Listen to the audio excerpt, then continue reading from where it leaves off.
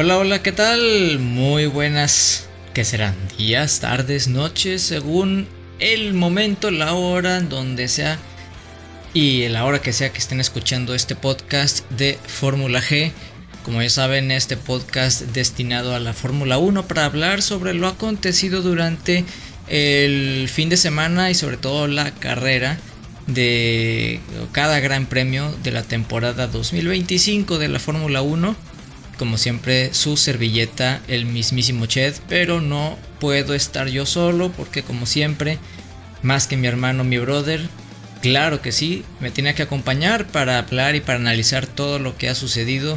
Así que por favor, introdúcete, por favor, preséntate nuevamente. Hola, hola, ¿qué onda? Ya sabes, aquí en cada semana de Gran Premio.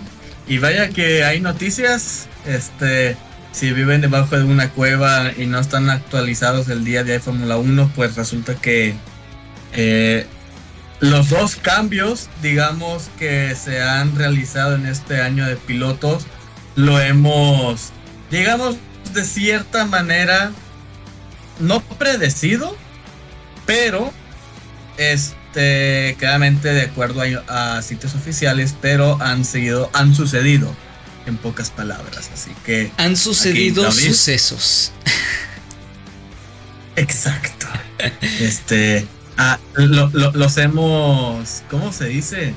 Los hemos invocado, por así decirlo. Así es, ya escucharon, mi estimado David.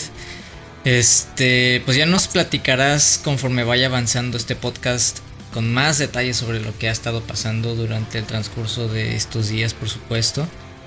Pero ¿qué te parece si comenzamos primeramente con detalles de la quali, ¿no? Del Gran Premio de Imola, que también tristemente, y digo tristemente porque es una gran posibilidad de que ya no se renovará el contrato con este circuito y por ende lo tendremos fuera de la Fórmula 1 otra vez y para no volver Exacto. jamás. Y creo que esta vez para Sí, siempre. Claro, ahí justamente estas últimas semanas ha habido renovaciones de, bueno, ahora no voy a pistas, pero se dio a conocer justamente la semana pasada la renovación hasta el 2041, si mal no recuerdo, el Gran Premio de Miami. Y por el otro lado de la moneda, la Emilia Romagna, casi, bueno, el Gran Premio de la Emilia Romagna. Emilia Morraya. Ándale, la Morraya. La Emilia Romagna, pero que también se le conoce como el Gran Premio de Imola, del autódromo de Enzo Dino Ferrari. Muy probablemente, como mencionaste, ya no va a estar, por temas de, pues, de los que todos ya sabemos, ¿no? De patrocinios, de, pues, que no es tanto, entre comillas, espectáculo, pues diferentes intereses, ¿no? Que tienen los responsables de la FIA Fórmula 1, así que, pues, a falta de confirmación oficial, pero ya varios medios han estado anunciando esta, digamos, salida de pista en el calendario oficial. Sí, la verdad, triste. Sí, estoy triste, debo confesarlo. Digo, voy a hacer un paréntesis con respecto a lo que mencioné anteriormente de que nos moveremos a la cual, y creo que esta noticia sí es importante y recalcarlo también. Porque, no sé, mi David, pero, o sea, agradezco que la Fórmula 1 siempre mire hacia otros horizontes, que siempre esté buscando otras opciones, que busque abrirse al mundo, porque de eso se trata la Fórmula 1, ¿no? Precisamente por eso es mundial, y buscar otras alternativas siempre ha sido lo primordial en la Fórmula 1. Ha sido pionero en muchas cosas, pero no sé, a veces también lo que hace una carrera especial, lo que vuelve la Fórmula 1 especial y lo que precisamente le da esa esencia a la Fórmula 1 es tener circuitos como lo es Imola, porque últimamente nos hemos plagado de circuitos callejeros, circuitos citadinos, circuitos donde que en vez de sentirse como un sitio de carreras, es más sitios para para hacer sprints, carreras callejeras, pero legales. No sé qué término utilizar, pero no se siente. ¿Qué se siente? No se siente Fórmula 1. No se siente lo que le dio en su inicio todo ese renombre y toda esa esencia en su inicio, ¿no? Entonces, no sé, cada vez estamos yéndonos por alternativas que, por un lado, pues sí, que les quede más cerca a la gente, que no tengan que viajar tanto desde sus casas, lo que tú quieras, pero caramba, si por algo distingue a la humanidad de hacer grandes cosas, es de siempre entregar todo, no importa lo inalcanzable que sea. Y si para una persona tener que trasladarse varias horas desde su casa, ya ni siquiera de país o de continente, para ver un gran premio de Fórmula 1, para ver estos grandísimos y míticos coches, y no solamente los coches, ahora sí que lo que imponen estos pilotos al conducir estas bestias de coches, pues es como que vale la pena ir. Y ahora pues no sé, hay mucho punto de debate, sinceramente, pero no sé tú qué piensas, mi David, para que esto no se convierta tanto en un monólogo. ¿Tú qué opinas?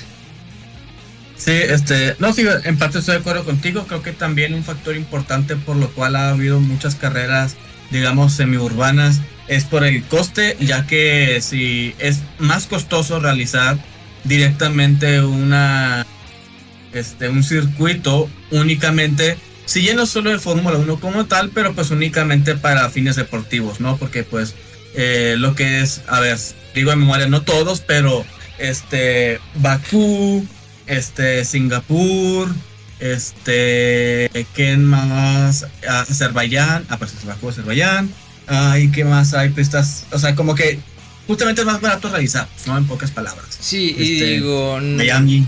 Y digo, luego habrá gente que mencione Mónaco, pues es callejero. Sí, pero Mónaco lleva... Exactamente, o sea, es muy diferente lo que es Mónaco a los otros circuitos, porque lo de Mónaco ha estado desde el inicio, desde que nació la Fórmula 1, y aparte pues es una carrera que también que incluso las propias carreras de Mónaco con el tiempo le han dado su significado y su valía, a tal punto de ser uno de los ¿cómo se le llama? Sí, o sea, una de las carreras importantes para realizar la Triple Corona y una de las 3 carreras más importantes de todo el mundo, incluyendo las 24 horas de Le Mans y las 500 millas de Indianápolis. Que las 500 millas de Indianápolis y el Gran Premio de Mónaco se disputarán exactamente el mismo día. Claramente primero el de Mónaco por estar en Europa, seguido por unas horas después en Indianápolis en Estados Unidos. Pero sí, no lo sé, David, digo, aparte también... Yo siento... Sí, dale. Para terminar. No, por favor. Bueno, que sí, o sea, este punto que si bien lo de urbano, semiurbano y eso, creo que también para mí, punto de vista, va más orientado a... Ahorita, por ejemplo, este año son 24 carreras. Para mí siento que la Fórmula 1, si bien claramente entre más carreras, más ingresos hay, pero siento que las pistas, los lugares que se han estado añadiendo, en vez de dar calidad, dan cantidad únicamente. Porque con todo respeto, creo que a nadie le importa, nadie le importaba, nunca pasó, pero el Gran Premio de Vietnam. La neta, yo creo que pues sí, o sea, realmente digo, hay países, se puede ir muy mal, no vamos a tener estos temas, pero mójate, que no pasa nada, no te van a linchar. Normalmente en el mundo general del automovilismo es Europa, gracias, y digo gracias al continente americano general, gracias a algunos países específicos de Asia y gracias Sudáfrica, porque África en general tampoco es como que se tome mucho, lamentablemente, pero siento que pues Vietnam, viendo la historia en el automovilismo general, ya no solo Fórmula Uno, como que no ha sido muy, digamos, trascendente en ese sentido. Así que el albergar un Gran Premio en Vietnam, que claramente es por el dinero, pues no le añade valor. No se hizo, entonces, o sea, ahorita no está en el calendario porque lo menciono, porque si no era por el COVID, prácticamente se hubiera llevado, ¿no? Así que, y lo mismo, 24 carreras.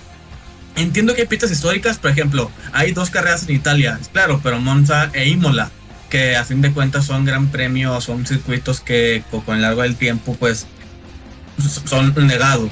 Pero, por ejemplo, 3 carreras en Estados Unidos. Te paso con lo que era COTA, ¿no? El Circuits of the Americas, en Austin. Te paso eso porque era como que el gran premio, digamos, oficial, original, no sé cómo lo quieras ver. Pero claro, por dinero, por glamour, por lo que quieras, se agregan lo que es Las Vegas y Miami. Claro. Te pueden gustar más, menos la pista. No estoy hablando de eso. Estoy hablando de, en vez de agregar, porque si había Gran Premio de Sudáfrica o Gran Premio de Argentina, por decir, o sea, mínimo más países, si quieres tener 24 grandes premios, pero no, eligen los países, o sea, entiendo, ¿no? Que es peleado, o sea, lo entiendo, pero al fin de cuentas, como un espectador, siento que, o sea, es que a los gringos, honestamente, ni les importa Fórmula 1 de manera general. Los gringos creo que son una cultura muy propia, o sea, de básquetbol, pues tienen su liga NBA, béisbol, MLB, ¿no? O sea, la IndyCar, o sea, tienen como que sus propias competiciones. E históricamente la Fórmula 1 no ha sido el mayor espectáculo que ellos han tenido. Pero claro, ahí está todo el poder económico en general. Pues vamos a Estados Unidos, ¿no? Porque a fin de cuentas, aunque sea Miami y Las Vegas, ahí sí no tengo dato exacto, pero estoy seguro que mínimo un buen porcentaje siguen siendo extranjeros o siguen siendo figuras públicas, ¿no? Que no, pues atraer como, digamos, mercadotecnia, ¿no? De que mira quién está, tal futbolista, tal deportista, tal actriz, ¿no? O sea, van por el nombre que son, más que por el gran premio o el impacto que pueda tener en la propia ciudad. Así que siento que hay, o sea, yo lo veo un poco más de ese punto, más que del lado semiurbano urbano, que también importa, pero yo quiero hacer más énfasis en esa parte, ¿no? Que se han agregado, digamos, más premios en lugares intrascendentes culturalmente hablando en Fórmula 1, ¿sabes? No, y complementando lo que dices, digo, bienvenidos sean, o sea, bienvenidos sean, sí, siempre y cuando aporten espectáculo al deporte y que de cierta forma puedan añadir un plus en la parte cultural de la Fórmula 1, que bien mencionaste, que creo que es un punto muy importante, porque, digo, por ejemplo, quiero tocar el tema de Bakú en Azerbaiyán. Porque llegó también a la Fórmula 1 muy así, llegó muy así de que, pues, este gran premio, ¿qué, no? Hola, buenas tardes, soy Bakú, Azerbaiyán. ¿Quién no ubicaba Bakú, Azerbaiyán? Nadie, absolutamente nadie. Nadie. Pero Bakú ha ofrecido carreras muy buenas, realmente muy buenas. Bakú ha añadido un gran plus. Ves el trazado de pista, dices qué pedo, pero las carreras están buenas, ¿eh? Sí, pero la verdad es que en general Bakú ha ofrecido grandes carreras y creo que mal o bien se ha ganado su lugar en la Fórmula 1. Circuito urbano sí, pero creo que igual de cierta forma sí lo tiene ya ganado. Ahora, ¿qué sucede con Miami y con Las Vegas? Claramente no es así, ninguna carrera ha sido buena en esos lugares. Las Vegas creo que sí el primer año, ¿no? ¿O no? Pues, ¿O soy yo? Pues quizá, digo, la verdad es que también yo no tengo tanta memoria con respecto a estas carreras, y si no tengo tan buena memoria con respecto a estas carreras es que a lo mejor no fueron tan memorables. Buena pudo haber sido, pero no más recordable durante la temporada, pero no para quedarse en el tuétano, ¿verdad? Sin embargo, también como que 3 carreras en un solo país, dices, pues, ¿qué onda, no? Claro, exacto. Se supone que al final la Fórmula 1 es mundial. Digo, Estados Unidos era muy grande también, es un país enorme, pero pues no sé, como bien mencionaste, pues mira, la Fórmula 1 nomás viaja a Oceanía una sola vez, que es Australia. Pero pues no hay gran premio de Nueva Zelanda, por ejemplo. No hay Marruecos, no hay Sudáfrica, que fueron países que en un momento habían albergado un gran premio de Fórmula 1. Marruecos, Argentina, Sudamérica, nada más tenemos a un país sudamericano, Brasil. Donde está... Hay un circuito, por ejemplo, en Ecuador muy interesante, no me acuerdo de su nombre, pero tiene un circuito muy interesante con elevaciones y en una zona montañosa muy interesante. Digo, claramente en infraestructura no creo que sea digno de una Fórmula 1, pero nomás por poner un ejemplo. Pero... No sé, creo que tiene que cumplir, ¿cómo se llama? ¿C1? Sí. Algo es como que el trazado tiene que tener un aprobado. Regulaciones también de circuito, ¿no? Claro. Entre seguridad, sí, entre aforo, entre... Ha de haber. Sí, exacto. Otros países, diseño. O sea, pero no sé, o sea, hay muchas opciones de donde explorar. Marruecos en los 50 sí se quedó ya muy rezagado, digo, al final. Pero mira, Marruecos al final es un país, es de los países más ricos del continente africano, seguido de Egipto y de Sudáfrica por ahí, aunque Sudáfrica pues más o menos, porque ahorita como le está viendo el país, bueno, ya son otros temas, ¿no? Pero Kyalami era un buen circuito y fue sede de la Fórmula 1 varios años. Y a tal punto que aún después de 50 años o más sigue siendo recordado en videos de Fórmula 1 actual, tomando fragmentos de carreras de aquellos ayeres en Kyalami, ¿no? Entonces es porque en su momento Sudáfrica sí fue memorable también. Entonces sí, digo, claro, y digo, con todo esto, pues Imola es histórico, es especial, que si es un circuito estrecho, pues sí, porque estaba diseñado para los coches de la época. Ahorita son coches muy enormes, son casi el doble de grandes que los que eran aquellos ayeres. Y por supuesto, pues no vas a... O sea, si fuera así de fácil modificar un circuito, pues claro que lo haces, pero pues requiere no solamente una inversión extremadamente millonaria, se requieren hacer muchos estudios, se requiere hacer muchísimos trabajos logísticos, infraestructura, de diseño, de muchos tipos. O sea, no solamente es cambiar el diseño y ya. Y aún así Imola tuvo que cambiar de diseño, ¿no? A raíz de las fatalidades de Ratzenberger y de Senna. Que al final pues también Imola era un circuito muy peligroso. Eso sí es cierto. Pero pues no sé, digo, aunque le hicieran las modificaciones en estas chicanas, en las curvas Tamburello y antes de la curva Villeneuve, o Portosa, aún así para mí no perdía su esencia, seguía siendo uno de los circuitos más icónicos de la Fórmula 1, y el que se vaya pues sí duele, sí es algo complicado. Y de hecho por eso mismo, David, pues duele, porque en la quali, para movernos en la quali, creo que vimos una de las sesiones de quali más interesantes y más apasionantes de la temporada. ¿Qué opinas tú?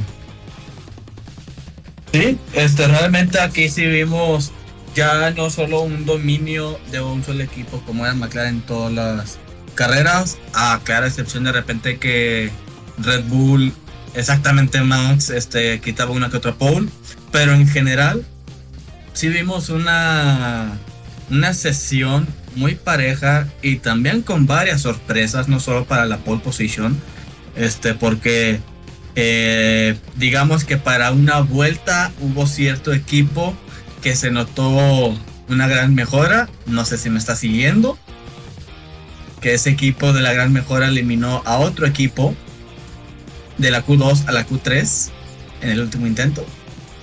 ¿No?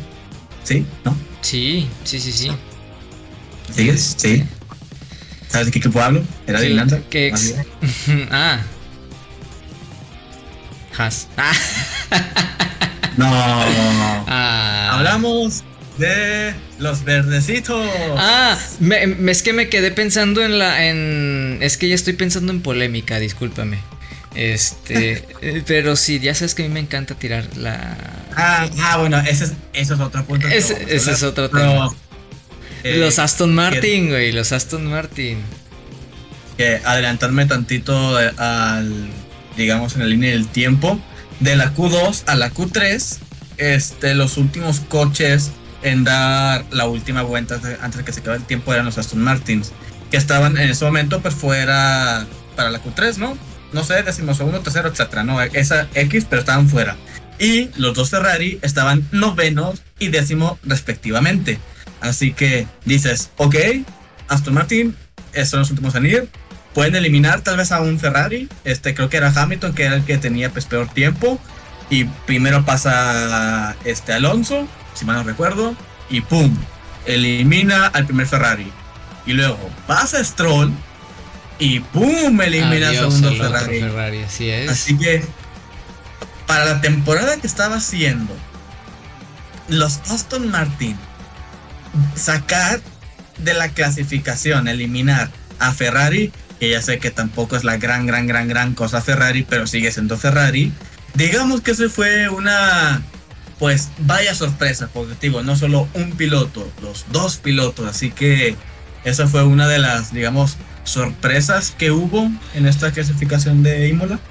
Sí, ¿no? Y también, y pues la sorpresa por el lado amargo, ¿no? Ferrari en su propia casa, con su propia gente, siendo eliminados en la Q2. Claro que es un dolor no solamente en el ego, es un dolor en el orgullo y hasta vergonzoso para Ferrari fallar de esa forma frente a su gente. Lamentablemente sí estamos viendo al peor Ferrari desde el 2020. Eso no cabe duda, o sea, no han ganado ni un solo podio desde que empezó la temporada. Digo, sin tomar en cuenta los sprints, ¿verdad? Pero no sé, David, o sea, lo de Ferrari es bastante extraño porque se hizo mucho. Bueno, Charles Leclerc tuvo el podio en Arabia Saudita, pero es el único podio que han obtenido en 7 carreras. Y se hizo mucho hype con respecto al rendimiento de Ferrari durante las sesiones de pretemporada, mucho hype con respecto a la contratación de Hamilton, porque es muy fiel a lo que ha sucedido en el pasado, cuando un piloto de gran renombre cambia a otra escudería porque sabe que la escudería ganadora o que tiene grandes herramientas tiene algo por ofrecer interesante el año siguiente, la temporada siguiente, ¿no? Ejemplos claros pues están Michael Schumacher, que aunque se tardó 4 o 5 años en ganar su primer título con Ferrari, estuvo muy cerca de ganarla 2 veces, en el 97, aunque ahí se descalificó él mismo, y en el 99, de no ser por su accidente en Silverstone, no, en Silverstone. Se fracturó una pierna y pues se quedó ya fuera del. Sí, cierto.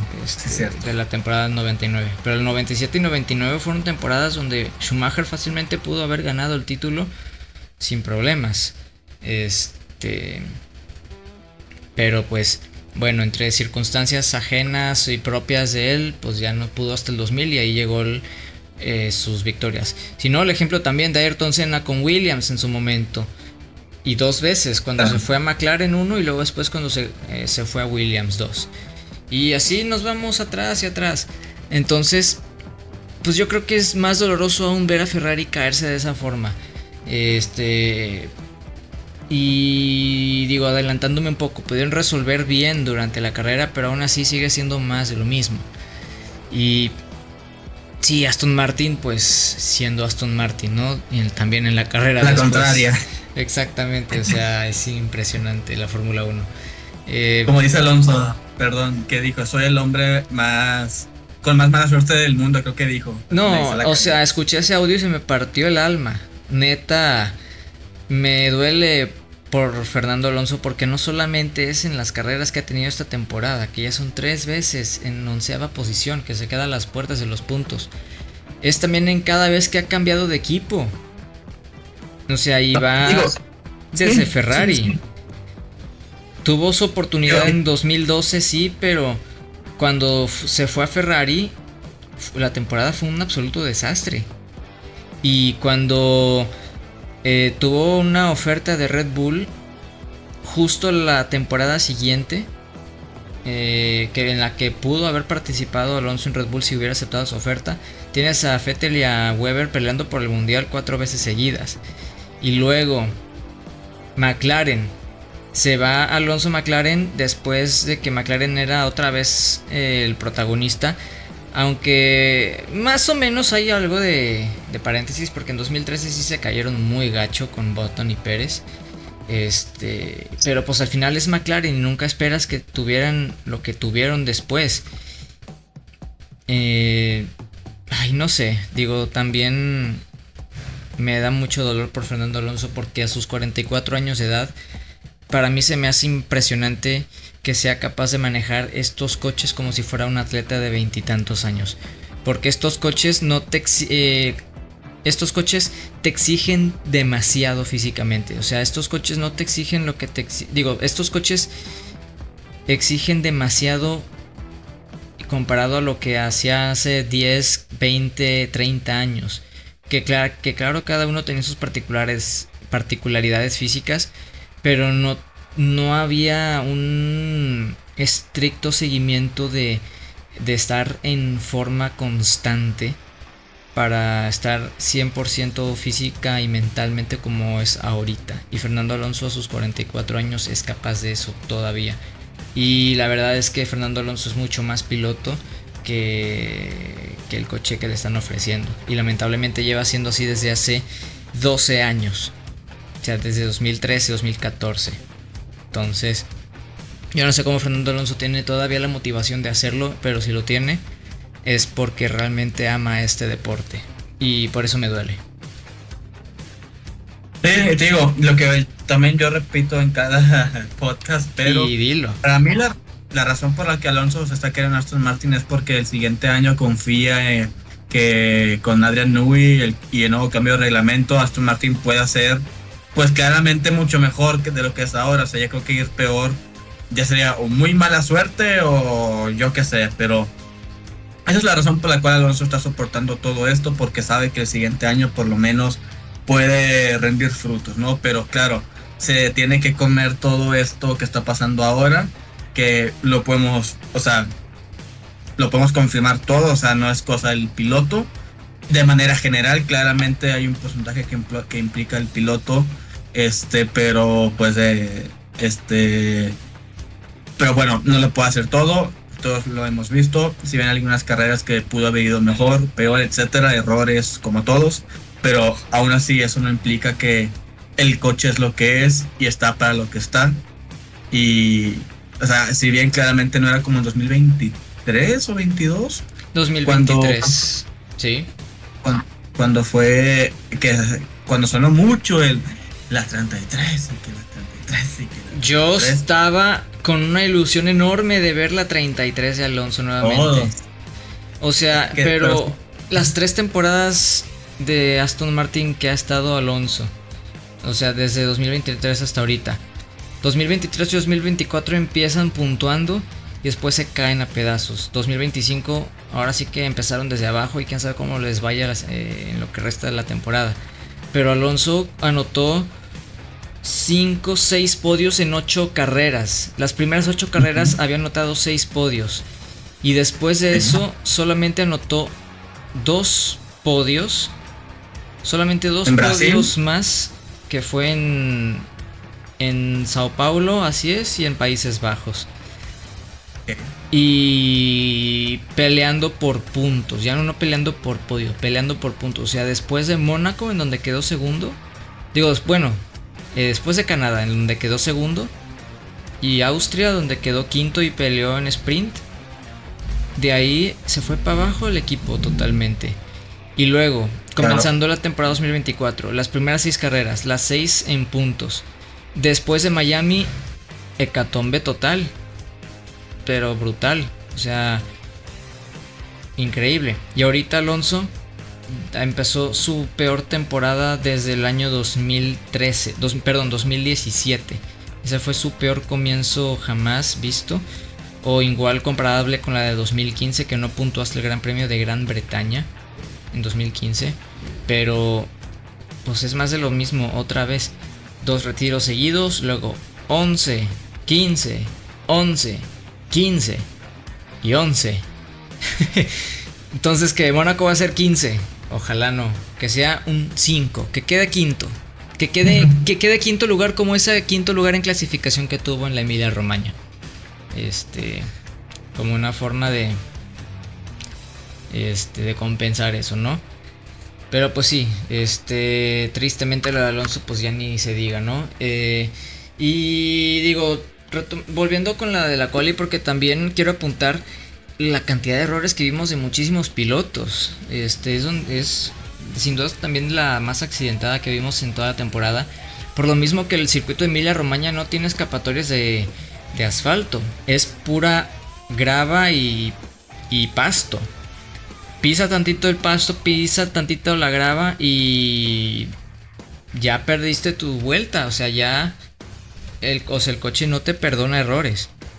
Y es algo que también es lo importante y lo bonito de esto, que precisamente qué perfección casi casi. Sí, o sea, deja tu protección. O sea, al final pues estás compitiendo una carrera, pues porque una pista de carreras va a tener escapatorias, o si no escapatorias, estar totalmente cubierto de asfalto, ¿me explico? O sea, aparte de que le quita lo atractivo, pues también es como que, pues oye, los pilotos compiten por lo gris, ¿no? Compiten en un circuito, no son, o sea, el resto del circuito pues nomás está como parte del diseño, pero no es parte de la trazada ideal, ¿me explico? O si no ideal, parte de la trazada como tal de competición. Entonces, pues es lo que también está bien padre, ¿no? Donde ahora sí los pilotos tienen que ser más minuciosos, más cuidadosos con los límites. Si no, pues pasa lo que pasó con Yuki Tsunoda, increíble accidente que afortunadamente salió ileso. Y también lo de Franco Colapinto, ¿no? Que también pisó el piano de más y terminó comiéndose el muro. Que también ese es otro tema, la salida de Jack Doohan después del Gran Premio de Miami y luego la subida de Colapinto. Y se estrenó con un accidente Colapinto en quali. Y por supuesto, pues la ironía de las cosas, ¿no? Como a veces las cosas van sucediendo. Digo, sabemos que Colapinto chocó demasiado en Williams cuando sustituyó a Logan Sargent, según para amainar costos, y terminó gastando más que el propio Sargent en cuanto a accidentes. Y llega con Alpine y estrena coche y lo destruye básicamente, ¿no? Entonces me da temor por Colapinto también, porque es un piloto rápido, tiene talento, pero pues bueno, está empezando, sí, pero no puede darse el lujo de estar chocando tanto, y menos si apenas está dando, si Alpine le está dando la confianza. Ya tiene carreras de experiencia, entonces novato no es, si nos ponemos muy estrictos en ese aspecto. Pero así como trataron a Lawson en su momento por ser muy lento, o incluso por chocar, a Doohan también por chocar y por ser muy lento, Colapinto será rápido, o al menos eso lo demuestra en las sesiones de una sola vuelta. Pero pues igual su destino no va a ser tampoco tan alentador si termina chocando demasiado el coche, porque tampoco Alpine sea un equipo que ahorita esté como para gastar tanto dinero. Es un equipo que si apenas está sobreviviendo ahorita en la Fórmula 1. Entonces, pues no sé, hay muchos factores que tomar en cuenta. Y lo de Yuki pues también me preocupa, porque es un piloto que igual como Franco Colapinto son inestables en su estilo de conducción, son muy agresivos y eso los hace más vulnerables a cometer errores. Pero pues no sé, Yuki también, quién sabe, digo, estoy muy seguro que Red Bull se va, o sea, está en su último año con Red Bull, o sea, con toda la organización de Red Bull, quiero decir. Y de ahí quién sabe a dónde se vaya Yuki, porque yo no creo que Red Bull vaya a estar interesado en extenderle un contrato con la escudería. En este caso yo creo que suben a Hadjar después de todo lo que está haciendo en este momento. ¿Tú qué opinas, David? Pues primero para comentar de Franco, por lo que vi algunos medios,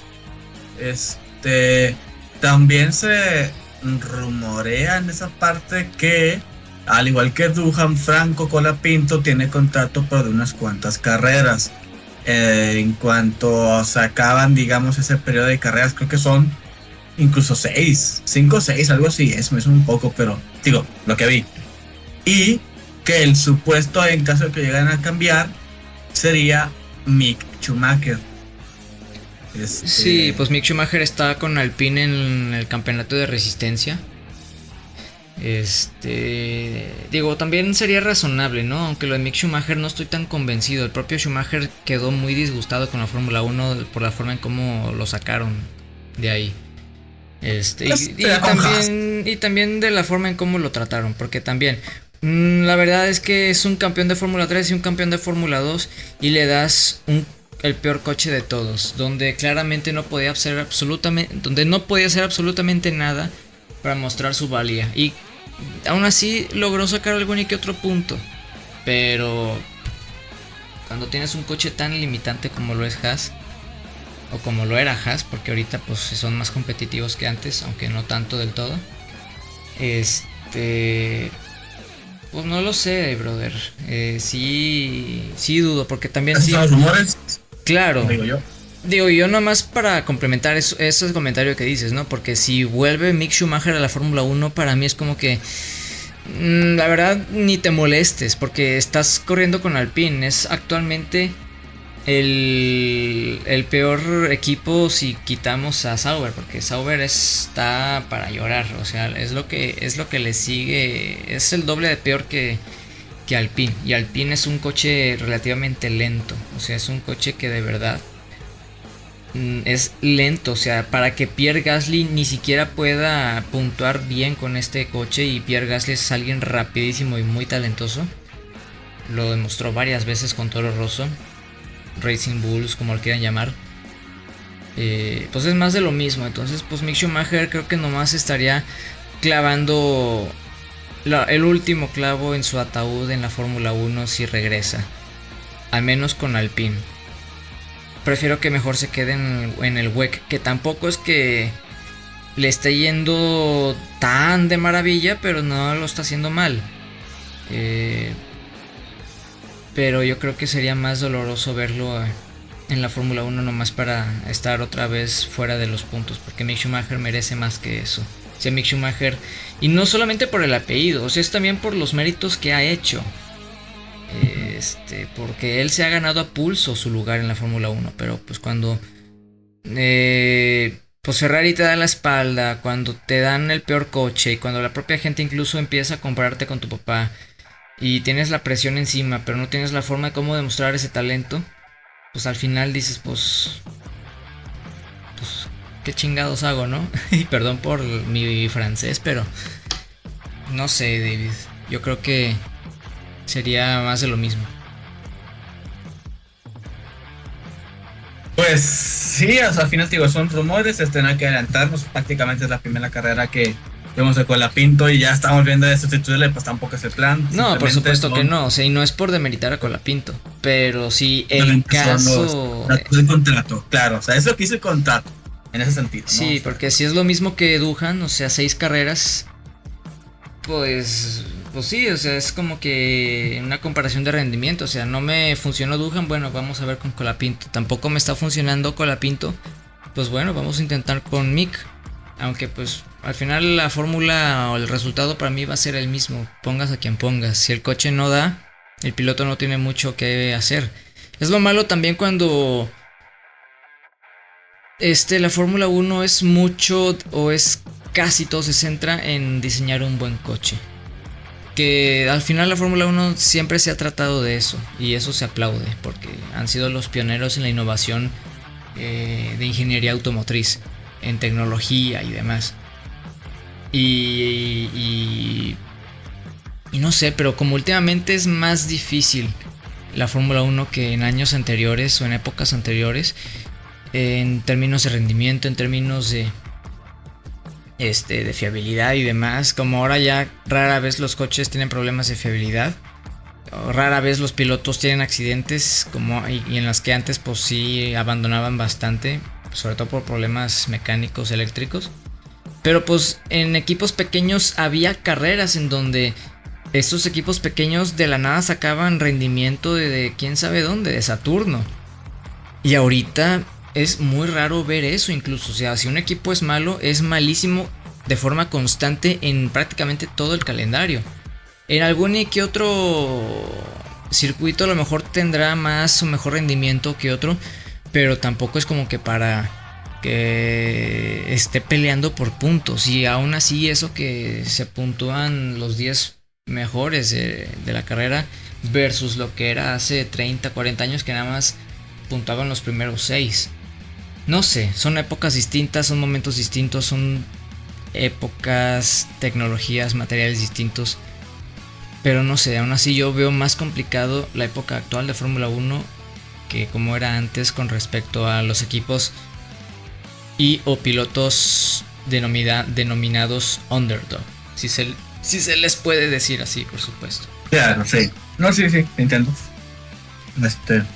Pero sí, prácticamente eso, digamos, un poco regresando al punto original, era pues los accidentes que tuvimos principalmente en la clasificación, que fue Yuki Tsunoda y Franco Colapinto, pero debido al accidente principalmente de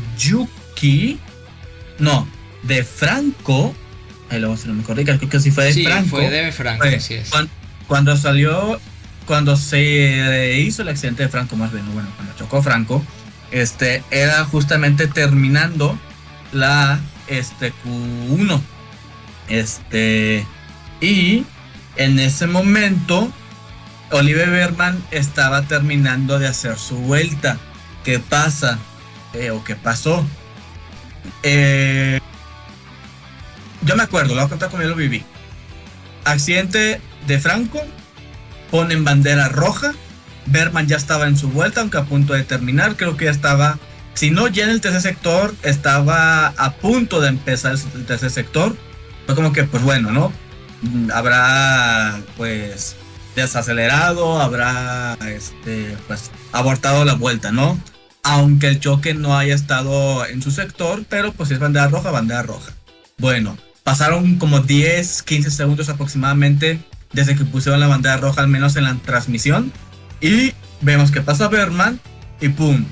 No me acuerdo las posiciones exactas, pero de estar descalificado o de estar eliminado eliminado, de estar eliminado en la Q1, en la vuelta que terminó sí lo llegó a pasar a la Q2 y fue como que un poco sorpresivo porque fue como pero fue bandera roja, aunque no haya estado en su sector, pero pues por el tiempo que anunciaron que fue bandera roja, pues no debería de contar la vuelta, ¿no? Pero según pues yo, perdón la interrupción, pero Bergman ya estaba a punto de cruzar la línea de meta cuando ocurrió el accidente de Colapinto. O sea, Bergman ni siquiera estaban empezando el tercer sector. Cuando ocurrió el accidente de Colapinto, creo que Bergman ya estaba muy cerca de cruzar la línea de meta. Y cuando cruzó la línea de meta todavía no se había desplegado la bandera roja hasta un par de segundos a lo mucho después de que Bergman cruzó la línea de meta.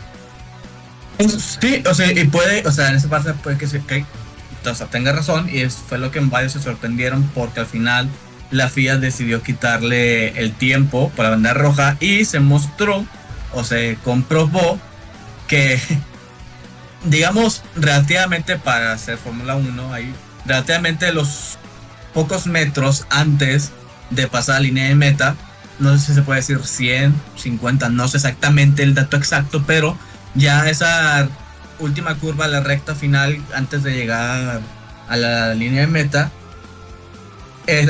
se mostró justamente la luz roja, de bandera roja, en uno de los varios señalamientos que hay en toda la pista, ¿no?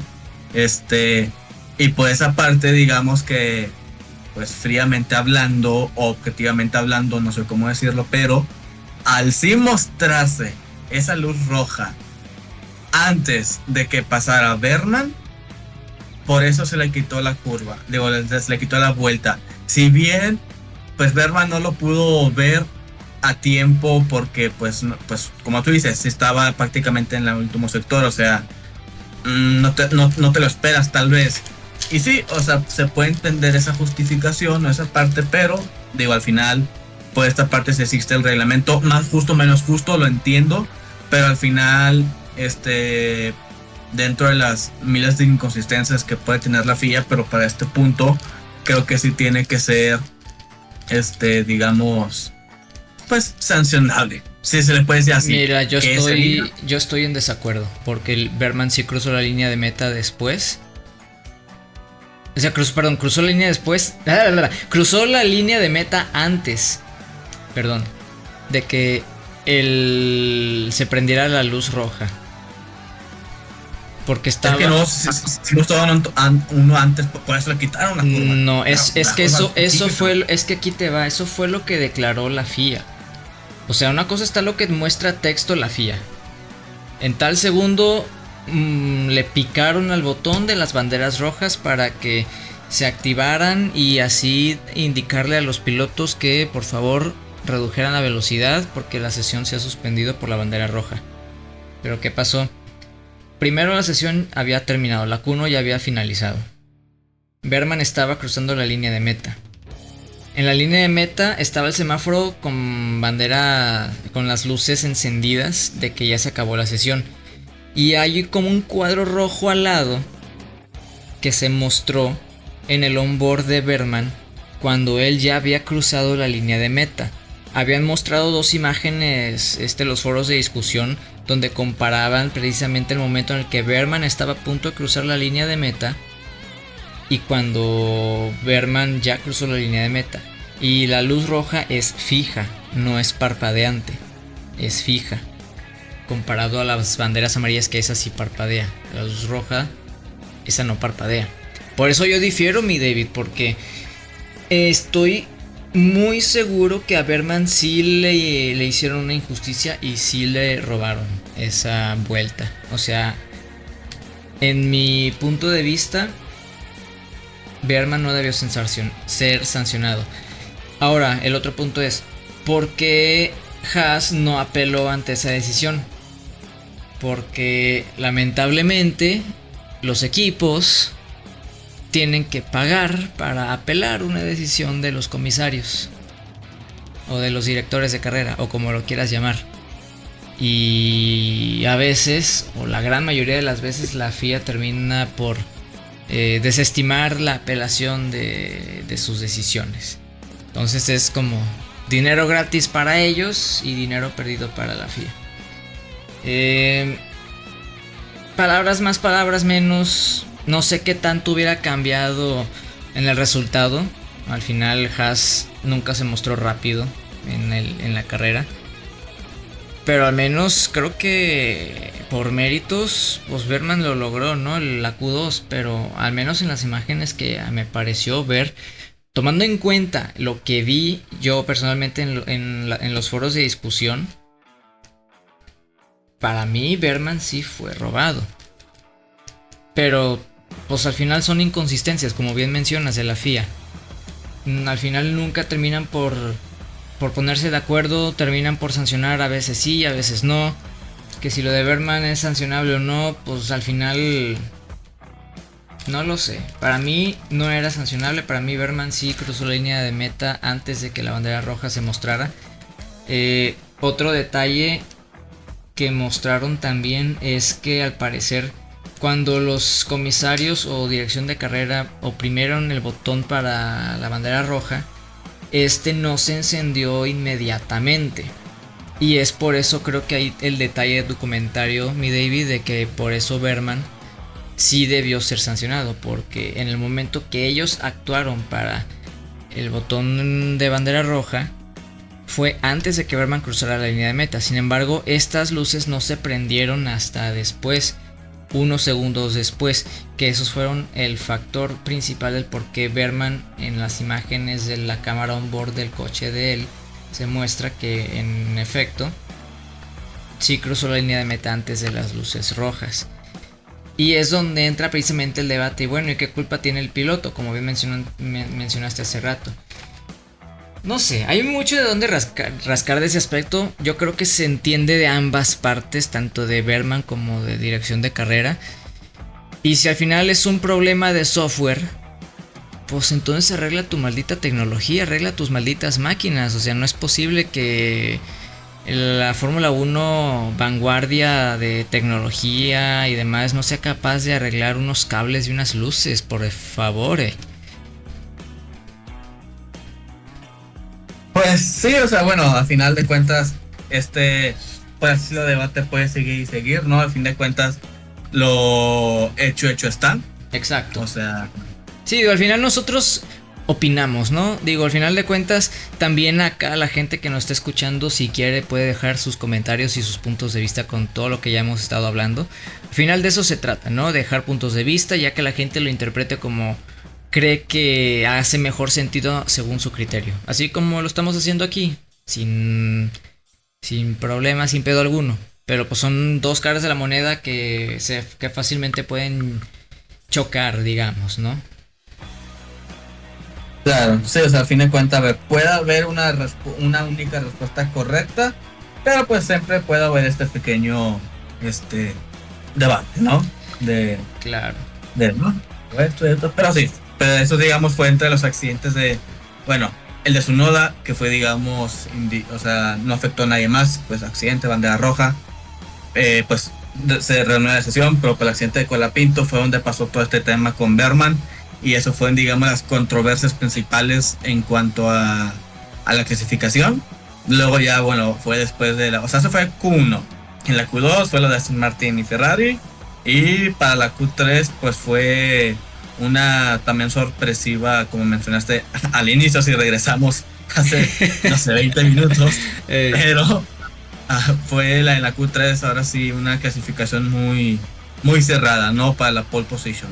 Definitivamente, otra vez, dale con Oliver, perdóname, Oscar Piastri, el canguro Piastri, otra vez a pelos de rana calva, llevándose la pole position.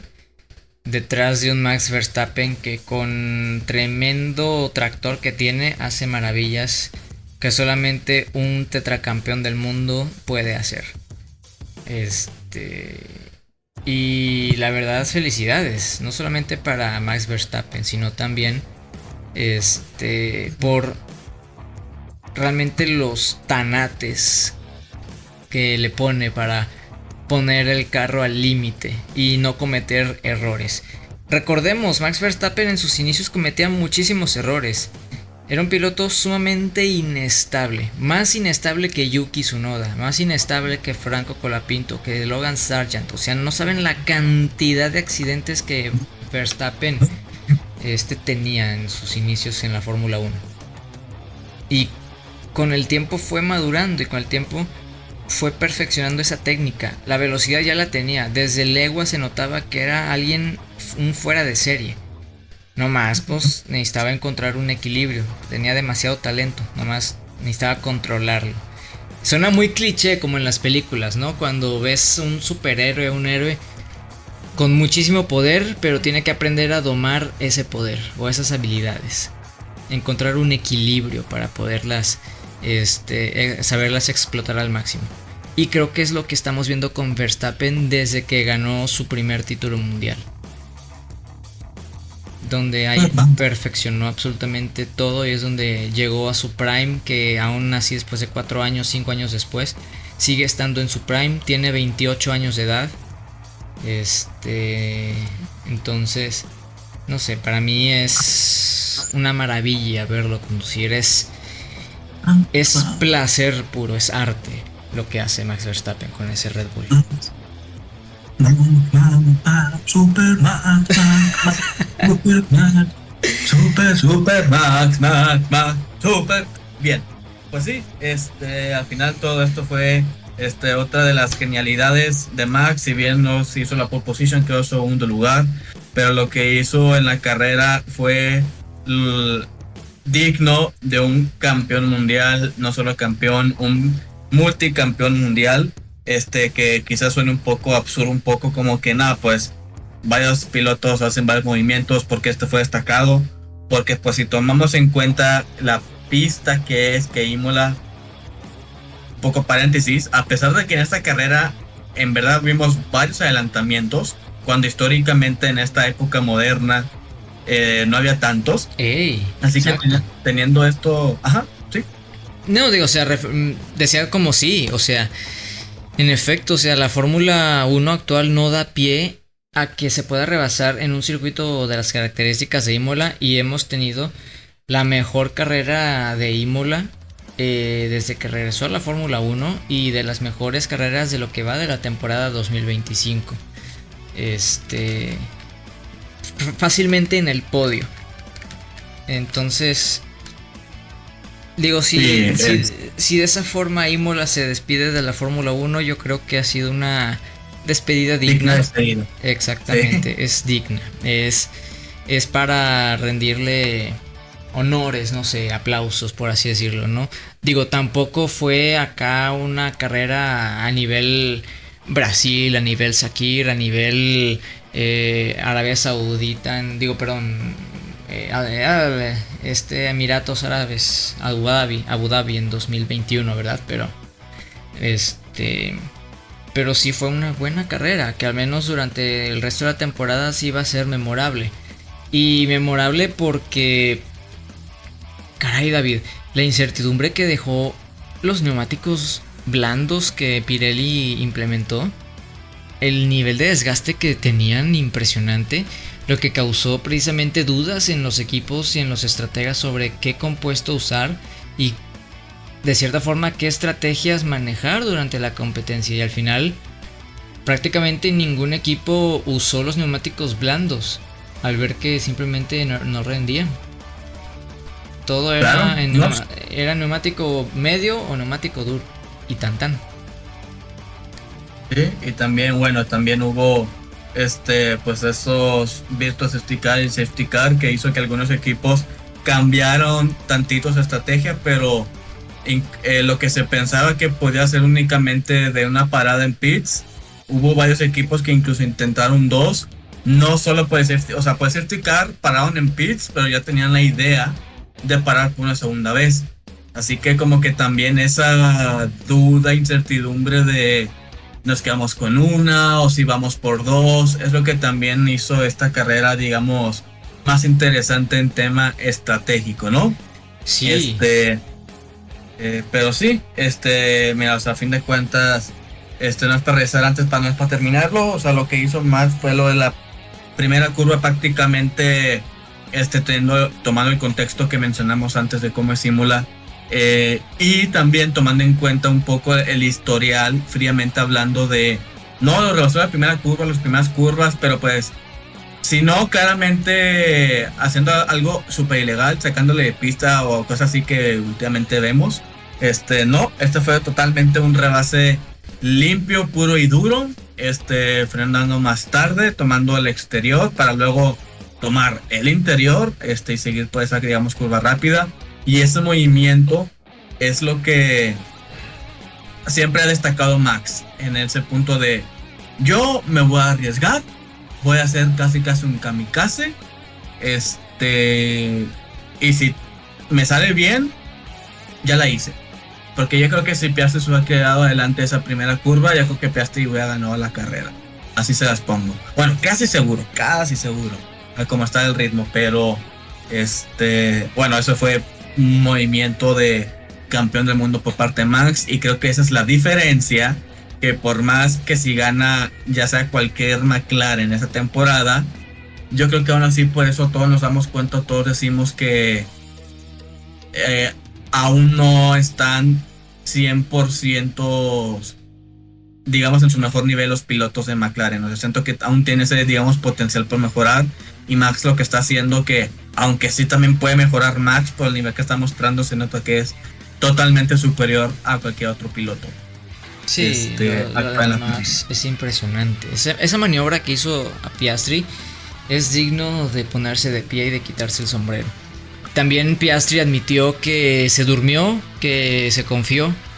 Es que no se lo esperaba. Sí. Es que yo creo que nadie se lo esperaba, porque dice, no sé, primera curva, un poco, pues, porque si la tomas mal entre comillas, o si no mides bien cuándo girar o no, pues puedes, digamos, hacer un toque como hubo más adelante, no hubo un toque, pero lo que hubo con Gasly, creo que Gasly justamente, no, o Albon. Albon cuando estaba peleando con los Ferrari, al casi final de la carrera, que justamente creo que Hamilton intentaba rebasarlo, o Albon quería rebasar a Hamilton, uno de los Ferrari, y justamente esa primera curva, pues, entre comillas, tomarlo mal, por así decirlo, simplemente no medir el timing correcto de cuándo meterse, o no puedo ni siquiera hacer el adelantamiento, hizo que Albon se saliera tantito de la pista, fuera por el pasto y pues bueno, perdió posición.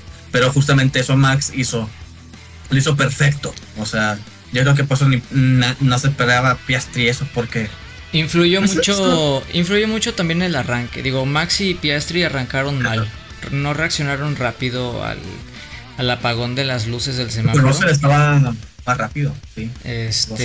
Russell tuvo una muy buena reacción, pero pues no podía pasar a ningún lado porque pues estaba Max a su derecha. Pero no sé, o sea, al final, pues sí, Piastri, digo, yo me imagino que vio a Russell acercarse y prefirió mejor mantenerse en su línea que defender la línea ideal de carrera donde estaba precisamente Max Verstappen, porque al final pues ellos dos iban prácticamente a la misma velocidad. Yo creo que en ese sentido se entiende la maniobra de Piastri, ¿no? Quiso asegurar, ¿no? el primer lugar en la primera curva. Pero pues sí, o sea, Max Verstappen te saca una maniobra de esas que no te esperas, frenó muchísimo más tarde y todo el auto entero se metió a la primera curva, a la chicana, para luego salir ya primero. Es impresionante. Y también, pues también Piastri, ¿no? De forma limpia. Pues llevó a cabo la maniobra, ¿no? Porque bien Piastri igual pudo haber hecho una maniobra evasiva para evitar que Max Verstappen lo rebasara, pero pues estuviera condicionado la carrera de Max y por ende una sanción a Piastri, que dado las características de la pista, pues ahí sí es totalmente sancionable, como bien mencionaste con el ejemplo de Albon con Leclerc, porque claramente si fuerzas a un piloto de la pista, pues te vas a tener sanción. Y creo que eso fue el riesgo que sucedió con Leclerc y con los comisarios, ¿no? Porque vieron que lo estaban investigando y mejor dejó pasar a Albon, ¿no? Ya que él estuvo haciendo la maniobra. Aunque ahí estaban rueda a rueda, que era muy distinto a la que pasó con Piastri y Verstappen, que al final fue un rebase totalmente limpio y bastante bien ejecutado. La diferencia con Albon y con Leclerc es que los dos estaban en paralelo rumbo a la curva. Y hay mucho debate también sobre esa maniobra, porque por un lado digo, Albon intentó rebasar a Leclerc por la parte exterior. Pero pues Leclerc también creo que pudo dejar un poco más de espacio para que la competencia fuera un poco más justa con respecto a la maniobra de Albon. Al final, pues Leclerc siguió su línea de carrera como si no existiera nadie en el exterior.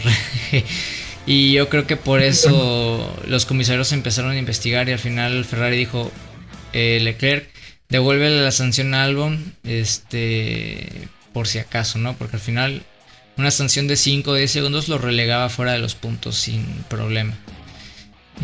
Pero pues esa curva fue el protagonista de muchos intentos de rebase. Creo que fue uno de los pocos puntos de rebase que hubo. Exacto, era eso también. Pero al final nos regalaron una linda batalla varios pilotos.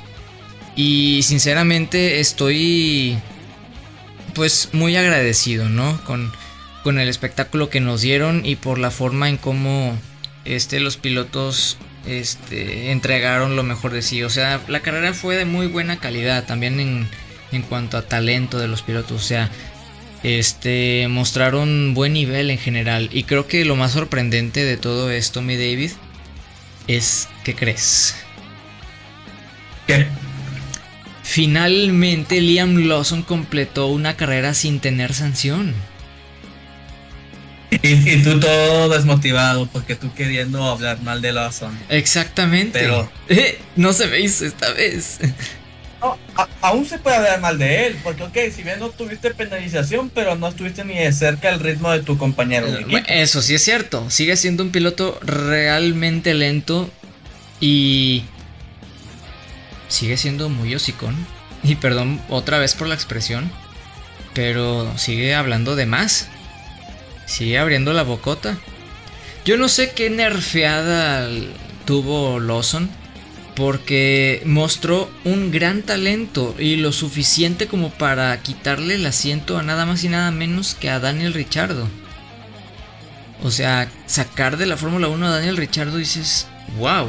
Digo, tampoco Daniel Ricciardo ya estaba en su prime, ya se notaba un declive en su rendimiento, ya cometía errores y ya no era tan rápido como antes. Pero competía. Todavía Ricciardo competía. Y Lawson compitió en México y en... no sé si fue Estados Unidos la siguiente carrera después de México. Según yo sí. Si no me corriges. Pero después de esas dos carreras, de ahí Lawson pues ni fu ni fa. Pero pues bueno, no se le prestó tanta atención hasta que lo subieron a Red Bull y ahí es donde empezó todo el desmadre. Lo bajan de Red Bull después de dos carreras. En teoría regresa al equipo donde mostró su mejor nivel, donde estaba ya familiarizado de cierta forma con el equipo, con el auto, con el personal que ha trabajado antes. Pero se le ve todavía muy desaparecido. Y la verdad sí temo que si fue muy rudo Red Bull con Lawson para bajarlo de Red Bull, capaz igual y lo bajan de Racing Bulls. O sea, si también están haciendo esos cambios de pilotos de forma tan fácil como lo hicieron con Doohan hace rato y con él, Lawson, con Red Bull para regresar a Racing Bulls, pues igual y termina perdiendo su asiento de la Fórmula 1 sin siquiera completar la temporada completa y esta vez se va para siempre de la Fórmula 1 seguramente. Igual, son rumores, son cosas que yo nomás estoy especulando dada a las circunstancias que han estado ocurriendo recientemente.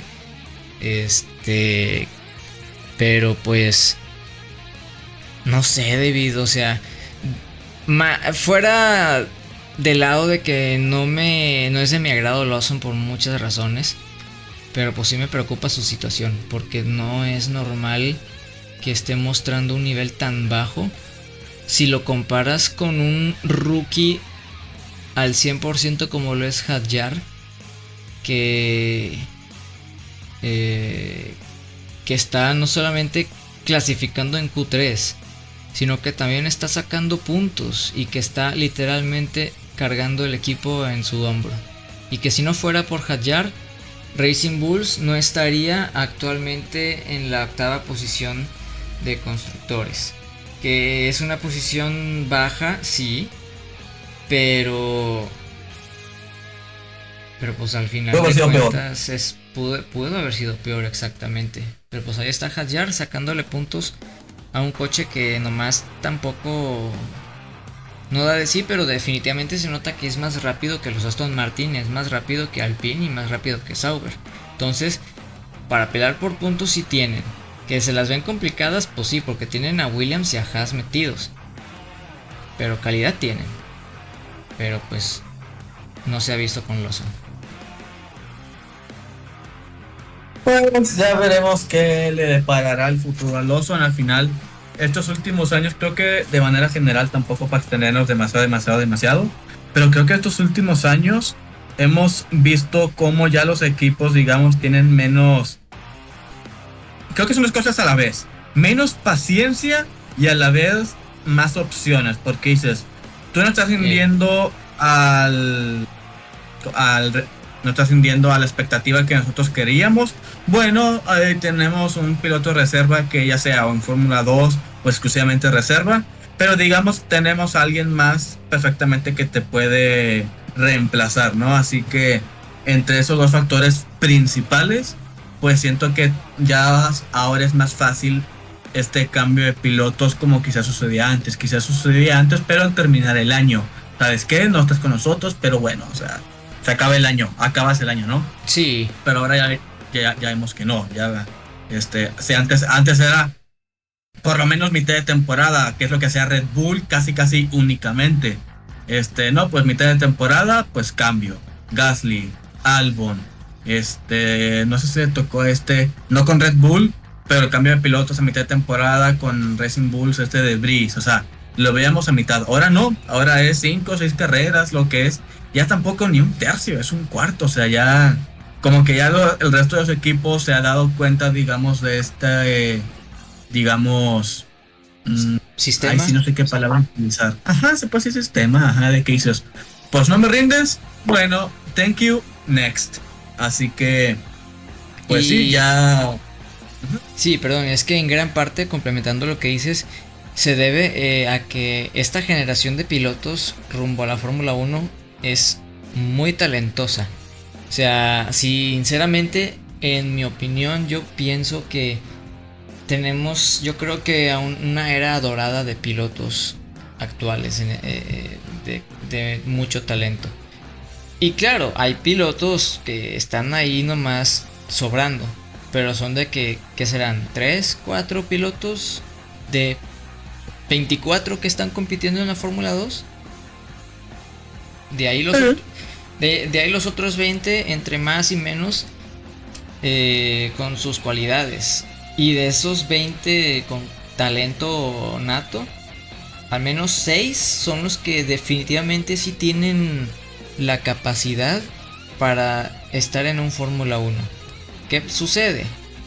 Pues claro, nada más tienes 10 equipos en la Fórmula 1. Pues está un poco complicado.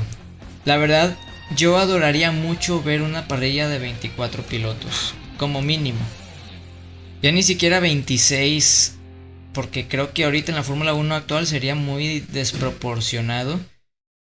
Más que nada por el tamaño de los coches, por la cantidad de pilotos que solamente puntúan y todo lo que significaría detrás, ¿no? Los costos, que también es excesivamente elevado, demasiado elevado, y también el por qué nada más hay 10 constructores en vez de 12 como normalmente solía ser, o al menos 11, que por fin regresaremos con 11 constructores como debe de ser.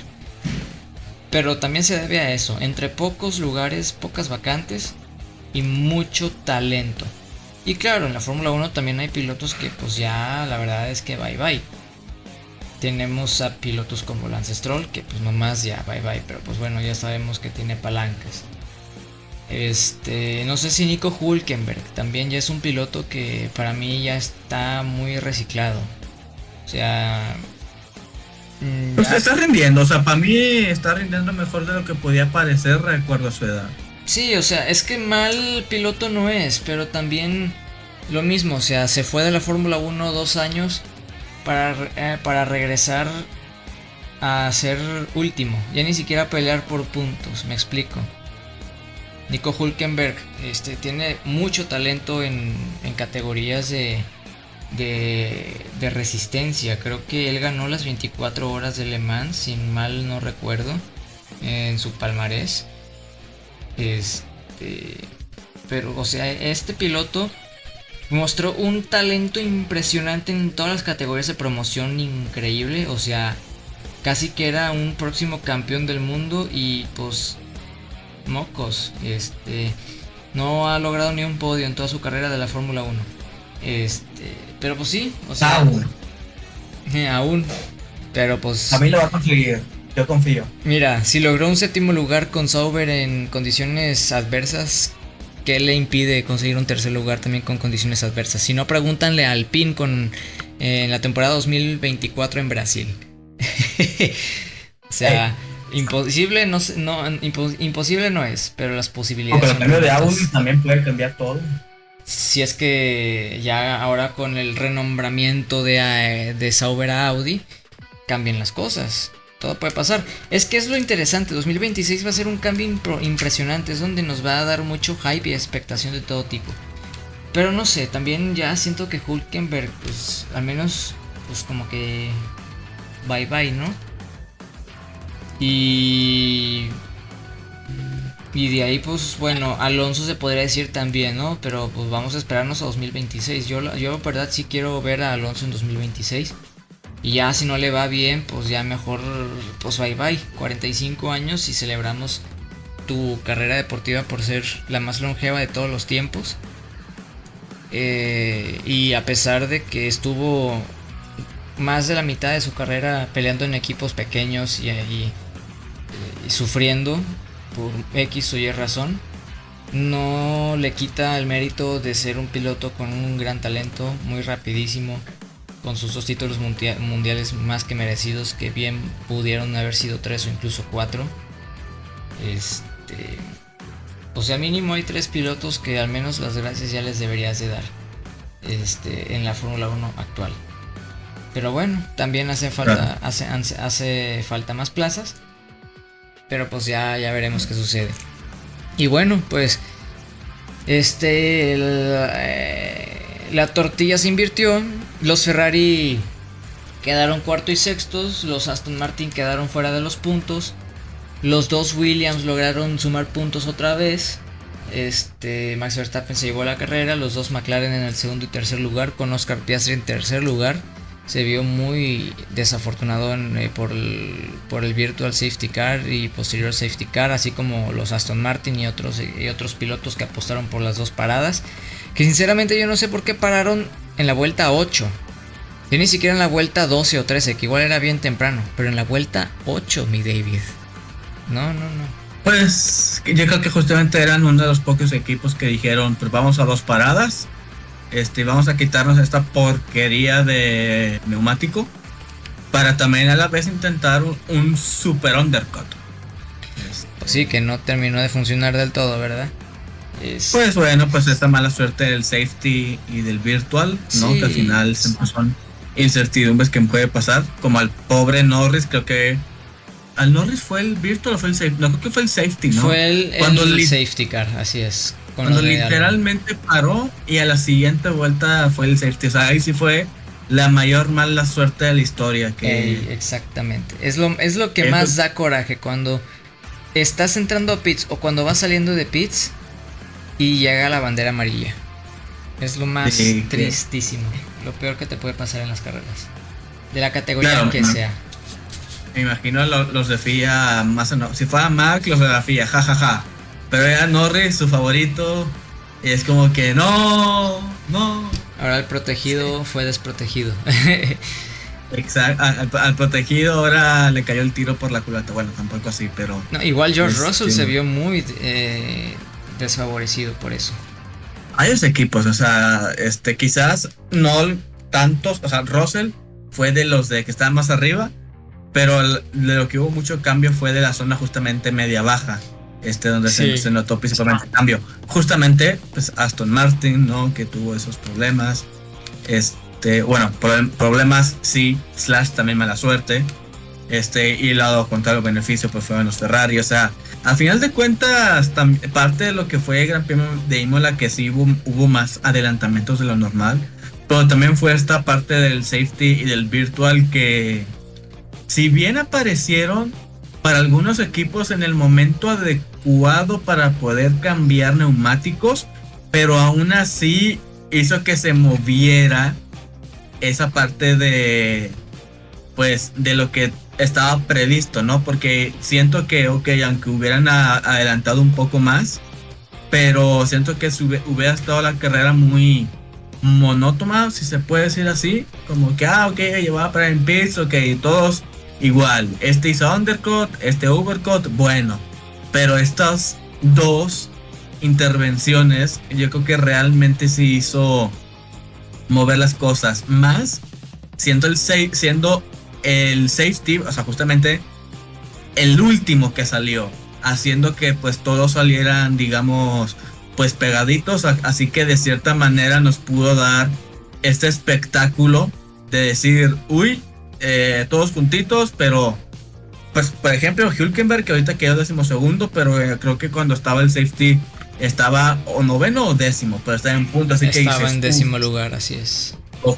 Pero dices, por ritmo no tiene el coche para competir, todos sabemos, pero al ser una pista no muy favorable para rebasar, aunque hubo, lo vamos diciendo seguido, pero por lo general no es, así que, Hülkenberg podrá aguantar, al fin lo vimos que no, pero a eso me refiero, que hubo esas incertidumbres en general de coches con menos ritmo, estaban más arriba por esa buena suerte, si se puede decir, del safety car, así que era como que, podrá defender, podrá...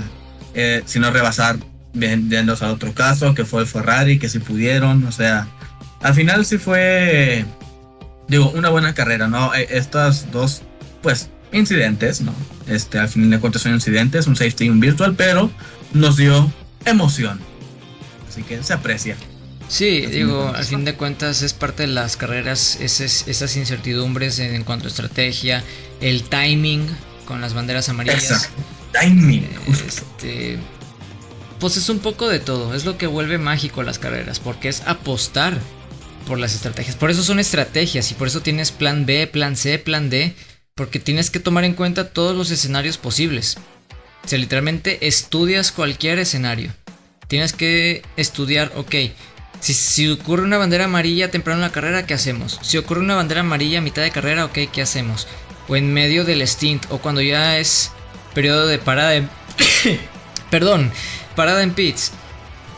En muchos momentos puede llegar la bandera amarilla y hay que estar siempre preparados. Ya hacia el final las circunstancias no te dejan o apuestas por una estrategia distinta, pues ni modo, y ya de ahí se lo dejas a la suerte. Al final las carreras combinan factores de velocidad, estrategia, trabajo en equipo y suerte. Literalmente, suerte. Sí, y así es, pero pues hay que aprovecharlas, a fin de cuentas hay que también estar en el momento, o sea... Sí, y seas rápido, ¿no? Si estás en el momento y lugar adecuado, si todo se alinea a tu favor, es merecido igualmente, porque acertaste en una apuesta para tu estrategia para favorecer tu carrera. Es lo que también hace atractiva, no solo la Fórmula 1, pero cualquier categoría de automovilismo. Y bueno, pues con esta batalla y con estos resultados se acortó un poco el mundial de pilotos. Max Verstappen recortó distancia con Norris y con Piastri. Ahora la diferencia son de 22 puntos. Así que cualquiera de los dos McLaren, si tiene un DNF o no puntúa y Max Verstappen gana en Mónaco, se pone líder del mundial con un Red Bull frente a dos McLaren que en Miami le sacaron 37 segundos. Entonces, a fin de cuentas es como un 2024 a la inversa, que si bien recuerden el año pasado Red Bull era el mejor coche al inicio, pero al final por esas mejoras que tuvo McLaren terminaron ganando el de constructores, pero que es el de pilotos. Aquí puede pasar a la inversa, o sea, estamos a unas mejoras que Red Bull, si bien no va a volver a ser competitivo como era antes, pero mínimo más competitivo para que Max Verstappen ahora sí prácticamente pues dé más pelea y esté ahí otra vez. O incluso, si me pongo medio loco, Mercedes, que si bien la pelea principal son los dos McLaren y Red Bull, pero el cuarto lugar, Russell, creo que tiene 99 puntos, que sí, está ya como a 30-40 puntos. Pero 30-40 puntos con 18-17 carreras restantes. Aún así está muy cerca. O sea, es muy poco, así que igual estamos a un paquete de mejoras de Mercedes que le atinen súper bien para que Russell dé podios o incluso victorias de manera más consistente y pues, no está hecho, o sea, igual lo llevamos repetido siempre en cada podcast, pero si bien ahorita McLaren es el coche más rápido, pero no está sacando la suficiente ventaja como creíamos y como, entre comillas, deberían de tener para que justamente tengan ese colchón. Pues al final se llega a pues o complicar las cosas o simplemente, ¿sabes qué? Ya falta de 2-3 carreras a lo mucho, ya son campeones, ya puede ser más relax, ¿sabes? Así que sí, McLaren tiene que en parte pues disfrutar este momento, pero no se tienen que confiar porque... No. Si esas mejoras terminan siendo peoras, aguas, Ojo que sí, que también pasa, o sea, pasa raras veces, por así decirlo, menos veces, pero pasa. Así que sí, o sea, totalmente, así que estos puntitos dices, bueno, 7 puntos, 10 puntos que saca Verstappen a Norris y Piastri respectivamente. Bueno, pero pues sigue detrás. Pues ojito, porque también como tú dices, ok, rendimiento igual, McLaren más rápido, pero X y razón, no puntúan uno o ambos o lo que sea, y Max gana o queda en podio y lo supera. Así que están a una carrera, una tragedia, como lo quieras ver, de que Max Verstappen se ponga líder o incluso Russell.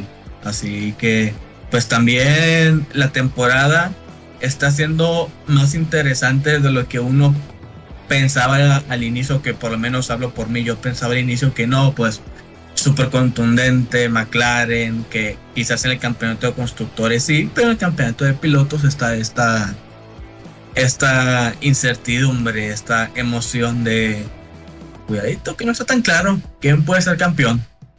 Totalmente. Estoy totalmente de acuerdo y pues ya veremos. Digo, Mónaco, ahí sí que lo más importante va a ser la quali, porque básicamente es lo que va a dictaminar la posición final de carrera. A menos que llueva en Mónaco, que hace tiempo que no llueve y provoque un caos. Ojalá. Y digo, ojalá un caos refiriéndome a en el buen sentido, o sea, tampoco quiero tragedias y estemos lamentando cosas serias, sino pero siempre se entiende, ya sí, entendí. exactamente, o sea, el caos que pits, que aquí no perdona Mónaco, cualquier salidita de pista, hola sí. Muro, buenas tardes. Así es, o sea, ahí, o sea, es precisión pura. Si no confías en tu coche, valiste madres, tal cual. Totalmente. Entonces, estas son una de las pocas carreras en el que la carrera se define el sábado. Literalmente. El 90% sin exagerar. A ver si no me voy muy bajo. Siempre y cuando la pasan ahí inusual, ¿no? Pero, o sea, si eres primero, a menos que te duermas en la super primera curva o algo así, nada, ya ganaste. O que te hagan un rebase espectacular en el túnel. También en el túnel o los pits, claro, o sea, también, a ver, a fin de cuentas también hay otros factores, ¿no? Pero, sí. Digo, si sucede una carrera normal, entre comillas, el que hace la pole, pues tiene, muchas chances de ganar, así que ese sábado va a ser muy, y también yo creo que también a la vez aquí va a ser muy padre, muy importante ver cómo van a ser las prácticas, porque también a ver cómo están de ritmo y de confianza, pues los pilotos, equipos respectivamente. Así que Mónaco llega ya. Pues mira, Mónaco es territorio Red Bull. Por las curvas de media y alta velocidad. Mónaco también tiene curvas de baja velocidad. Hay un equilibrio entre curvas de baja y alta velocidad. Pero algo me dice que Red Bull va a ser el coche dominante en Mónaco. No estoy tan convencido con McLaren. A lo mejor será distinto cuando lo veamos este fin de semana. Pero pues bueno, estamos a 3 días de saberlo. 3-4 días. Entonces pues vamos a ver qué sucede. Pero bueno, ya nos extendimos a casi hora y media de podcast. Pero es que la verdad valió la pena por todo lo que ha sucedido este fin de semana. Como siempre, mi David, un agradecimiento enorme por tus aportes, por tus comentarios. Como siempre, un placer tenerte acá conmigo y hacer conmigo este podcast de Fórmula G. Es un placer y un honor estar aquí. Así que nos vemos la próxima, este fin de semana para el Gran Premio de Mónaco. Así es, cuídense mucho, diviértanse bastante y por favor, sobre todo los que estamos en México, ahorita con los calores que han estado sucediendo, pues nomás con cuidado porque sí está gacho. Un saludo a todos, todas y hasta la próxima. Adiós.